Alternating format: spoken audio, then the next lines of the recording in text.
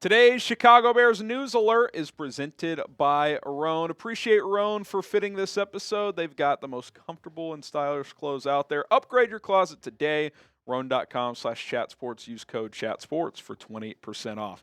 I'm Harrison Graham. The Bears have made 9 roster cuts, so we'll examine all of the roster cuts that have taken place so far, including ones that happened before today, just to kind of outline where the Bears sit at this point in time.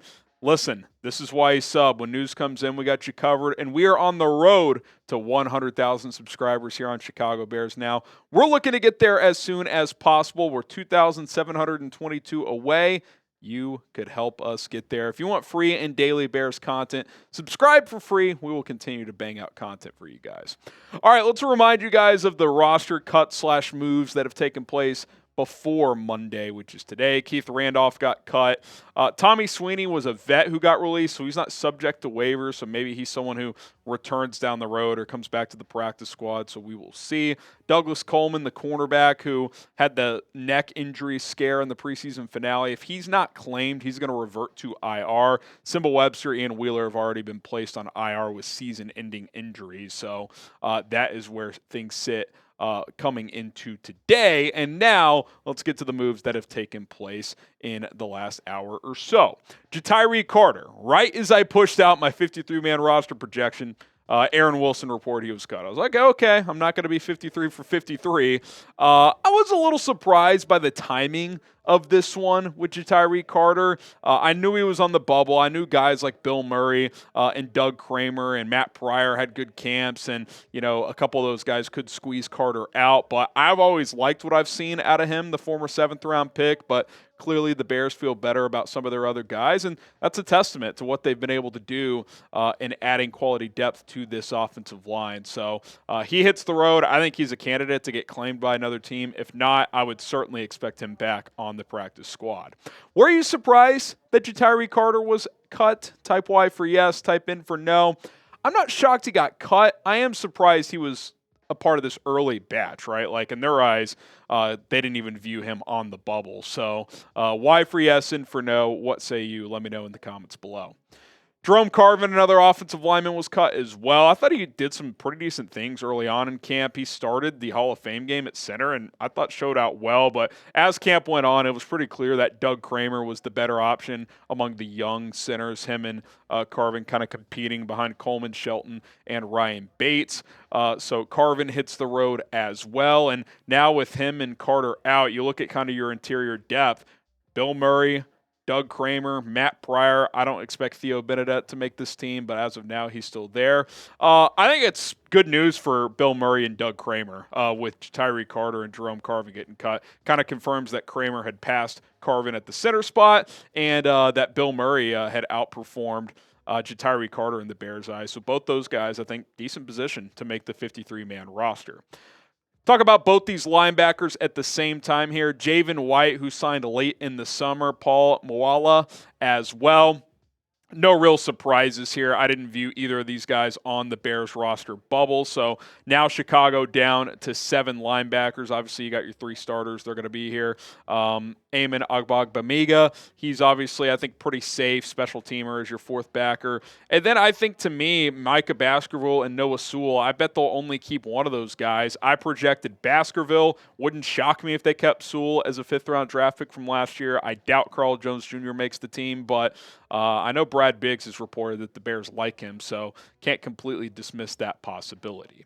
All right, a few more cuts to discuss in just a moment, but want to tell you first more about our sponsor today. That is Roan, rocking the commuter polo here, and you can get all kinds of cool men's gear with Roan because their commuter collection is the most comfortable and flexible known products known to mankind because they reinvented the male's closet. That was their mission, and they accomplished it in the last couple of years, and they continue to improve upon it. You need to get a nice button-down dress shirt for work or for a wedding, funeral, etc. They're going to get you fitted. You can throw on one of their blazers as well. Nice, comfortable dress slacks. Also, want to go more casual with the short-sleeve polos or T-shirts and shorts. That's also at your disposal as well. Looking good is easy, but their 4-way stretch fabric is going to have you feeling really comfortable. It's very breathable breathable product, which depending on where you live and regardless of where you are right now in the summertime, got to be able to feel comfortable when you're moving around, especially depending on what you do for work. Go to Rhone.com/chatsports. Use code chatsports to get 20% off your first order today. That code chatsports is all one word. RHONE.com/chatsports. Code chatsports, 20% off. One bonus benefit, don't have to go to the dry cleaners. These are machine washable clothes. Air dry them, you're going to be good to go. Go check out Rhone. Link and promo code in the description and comments of this video.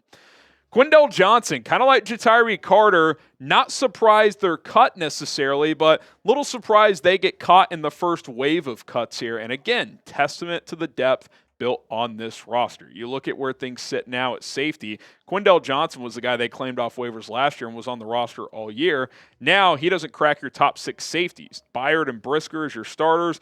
Jonathan Owens is probably your 3. And then Elijah Hicks, Tarvarius Moore, and Adrian Colbert competing for 1 or 2 spots here. I think Hicks makes it as your 4th, and I projected Adrian Colbert to make it as the 5th safety. I've always liked what I've seen out of him, but Tarvarius Moore could certainly make it as well. Probably comes down to special teams value among those 2 guys. But again, Quindell Johnson, a guy who was on this team last year, got real snaps at times with Eddie Jackson hurt.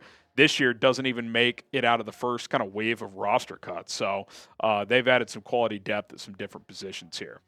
Couple of defensive tackles here. Michael Dwumfour, Jaylon Hutchings. Dwumfour, a guy who they signed kind of in the middle of the offseason. I want to say in like May after the draft. Had some experience, had been on some NFL rosters before. Didn't really show much in camp or in the preseason. I don't remember calling his name a single time.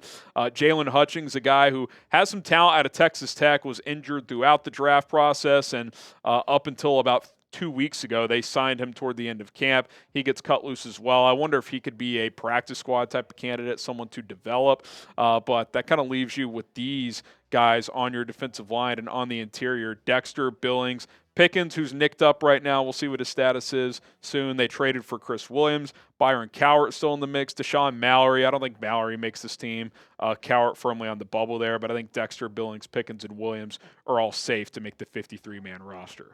Then a couple of receivers, some pretty obvious ones. Peter LeBlanc, who was on and off the 90-man roster throughout camp and in the preseason. John Jackson, Caleb Williams, former college teammate at USC, played his last year at Nevada last year. Didn't show much of anything throughout camp and in the preseason. Maybe they keep him on the practice squad because I don't think he'll get claimed. Him and Caleb are tight. Maybe throw him a bone. 16-player practice squad these days. She got a lot of room, but he doesn't look like an NFL player to me, if I'm being completely honest. All right, predict a surprise Bears cut. Who's someone that you think will get cut that could be a surprise to people? I think Ja'Tyre Carter was a minor surprise. So if there's someone that's a bigger surprise than him, let us know who that player is. Now, currently the Bears are down to 78 players, which means they still have to make 25 cuts. A lot of time between now and tomorrow at 4 o'clock Eastern time, but it'll happen quick. It'll happen quick. Team's got about 23 hours here to make their cuts. You got to get down to 53 by 4 Eastern on Tuesday. Waiver claims due the following day at 12 Eastern, and then practice squad signings will start to occur Wednesday at 12:01. And next 24 hours are going to be hectic. The Bears got a lot of decisions to make. I'll be curious to see how much we see of it on Hard Knocks tomorrow night. That will be fascinating as well. And speaking of tomorrow, we're going to go live at 4 Eastern time tomorrow, which means I'm not sure if we'll do a Hard Knocks late night show since we're going live in the afternoon. We'll kind of leave that TBD. Probably not, to be honest, but we'll certainly be monitoring and tweeting about it. But we'll be live once the roster gets announced, once the cuts get announced. My instant reaction will come right here on Chicago Bears Now, so be sure to rock and roll with us. And if any news drops tonight or in the morning before then, we'll have you covered as well. Bear down.